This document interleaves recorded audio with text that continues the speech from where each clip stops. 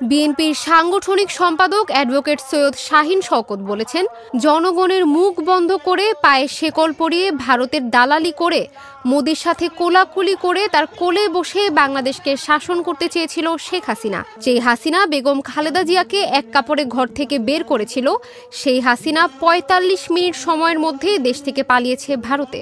সে তো পালিয়েছে, সেই সাথে তার ৩০০ এমপি, আমলা, পাতি নেতা, এমনকি বায়তুল মোকাররম মসজিদের খতিব সহ সবাই পালিয়েছে।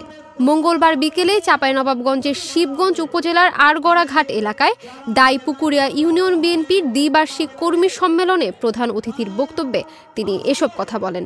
দাইপুকুরিয়া ইউনিয়ন বিএনপির আয়োজনে অনুষ্ঠিত সম্মেলনে তিনি আরও বলেন, যে দল বাংলাদেশের মানুষকে ফেলে পালিয়ে যায়, আল্লাহ তার কপালে সেটাই লিখে রেখেছে। অন্যদিকে যে নেত্রীকে মেরে ফেলার ষড়যন্ত্র করেছিল, জেলখানায় পাঠিয়েছিল, সেই নেত্রীকে আল্লাহ আজ সম্মানিত করেছে।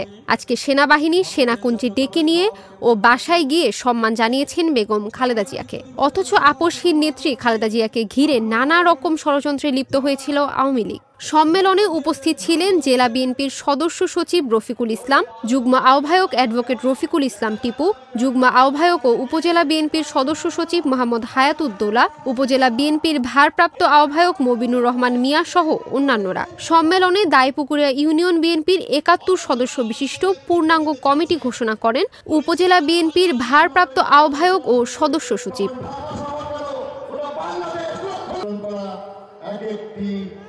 ফুলের নাম হচ্ছে দাইপুকুরিয়া।